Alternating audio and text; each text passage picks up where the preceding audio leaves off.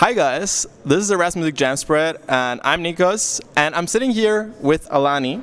Hello. Good evening, ALA.NI, how are you doing? Good evening. It's 11:15. How was your day? This interview was scheduled to be before the show. It's my first after-show interview. What happened? That's I lost my passport. I've got like a temporary kind of pass to be able to get me around Germany, and then I have to go back to Paris, and then I go to the embassy. I've also possibly got an appointment to see the embassy tomorrow. Anyway, I'll deal with it tomorrow. Today, I need food. I haven't eaten since 10 o'clock. Oh, okay. Okay. Oh, we didn't plan this at all. Cookie Monster. I know. No, seriously. I had Chinese lunch, dinner, kind of. I do everything. Like I don't have like strict hours eating. I just go with the flow. Sounds like my life. Okay. Do we open this together? So yeah. Well. Okay. I'll open Oh my God. mine. Yeah, I can do this like this. Well, you can have another Okay, side. lovely. Okay. So they're German though. They're German English. You're gonna have to read it. No, the message is I think bilingual. The smart fortune cookies. Okay. Like Right, not so- you go first. Oh, it's got them both sides. Okay. I can't read that. Okay. But Turn around. What does it say? you don't get any better by doing down others. Wow. You don't get any better by doing down others. Okay. I like this one. Can you identify with that? Yeah. Okay.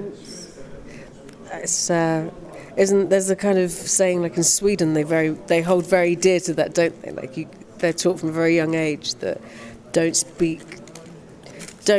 put someone else up and don't put No, someone else yeah. down to make yourself feel better. And I have a lot of no, I don't even know what am I saying.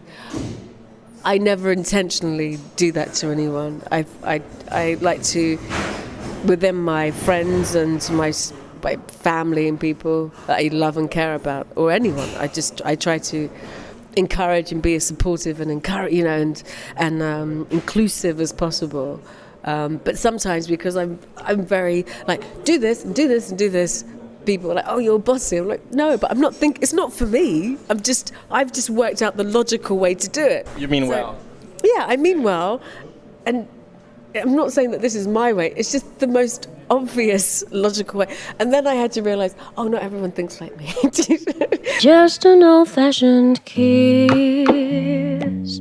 It gets me hot even in winter. How can I resist? Oh, how you tease me. Did you actively go for this, kind of, because I don't know how to place your music. It's really hard. It's like jazzy one time, then it's folky, and then it's like full-on Technicolor movie soundtracks from the 50s, 40s, 30s. So, I don't know, is it something you actively chose, or is it something that was very dear to you to begin with, so there was nothing you could do against like going with this style, which is really kind of rare today? I went to stage schools from the age of 5, so I've been singing. I sang musical theatre, Hollywood songs, show tunes, all of that stuff from a very young age, and that's what shaped and designed my vocal cords. It's a muscle, so that's how it learnt to sing. And then I did opera classes when I was like 11, 12 years old. But that was my training, that was my education of music.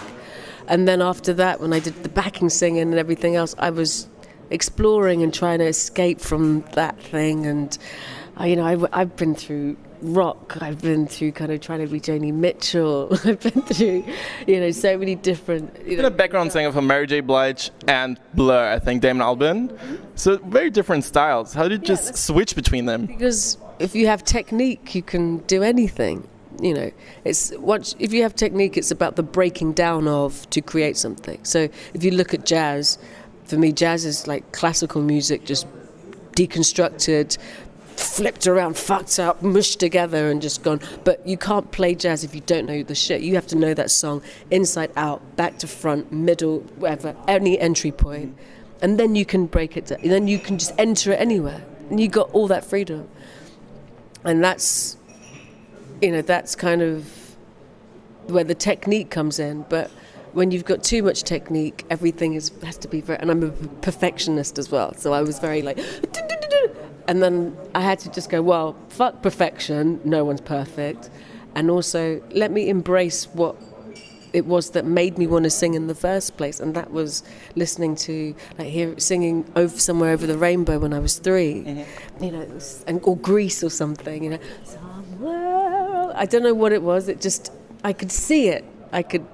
Okay, it was a film, but you know what I mean. The song, it did something. Visualize it with your voice. I could do something in my body that connected with the sound and the voice and the visual. I was like, that's it. I'm flying through the sky. Which was quite a weird experience when I was 3. I was like, am I hallucinating? What drugs am I on? Catch some cherry blossom by the river, blowing through the flowing of my heart. I would make these videos, and I was like, I just need to give myself a little bit more understanding. But all your music videos, you're editing them by yourself? Yeah, I've done a few of them by myself, like with my iPad that I edited, and then I've slowly been growing. Like I found a great assistant to work with who just, sorry, excuse me, I'm drinking beer. It's okay. Have a sip. It's Munich. It's the Oktoberfest, season. Yeah. Just go for it. Cheers. Cheers.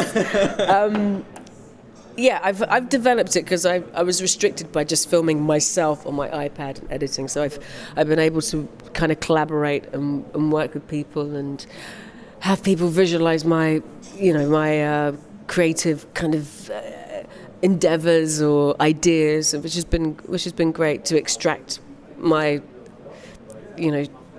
storyboards and then make them become real. But no, I didn't. I did my film editing course so I could learn more about the process. So when I went in to edit something, I could do it myself or just know how to know. It's so important when you're doing anything, any artistic discipline, to know. Like if you have a manager, let's say, who's had some musical experience or plays the guitar, it just makes a massive big difference to know the others, like the whole, like what does it take to write a song? Do you know? No. Like just like you're in music, but you haven't got a fucking clue what it takes. I could be working on a song for years, and you have no idea where you have to go. Oh my god, where you have to go to. And the clothes come off. YouTube, you can't show this on YouTube.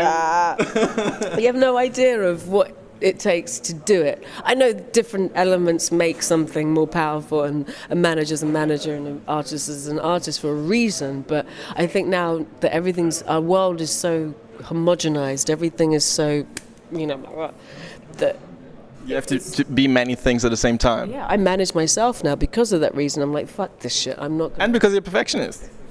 Yeah, I guess I'm a control freak. I want ultimate control. Are we still eating those cookies though? No, we're not. I don't know. Did you eat it? No, because I just crushed mine up. Talking, but I think you're supposed to eat it. Like you can't just take it. It's gonna be something. I go home or like the microphone goes like crickly crackly sounds. I think you got to eat it so the wish comes true, isn't it? We can't just open it up. But and it wasn't like a out. wish. It just was like something about paths and make it on my own and stuff. You got to internalize the message. Literally, like. Maybe you just eat the paper too. Maybe that's the better way. Eat the paper. Are you seriously eating it? Eat the paper. Do it. Okay, I think we're done. Can we like? Oh, okay. You embrace me hand in hand, innocently. You have my heart and my word implicitly. If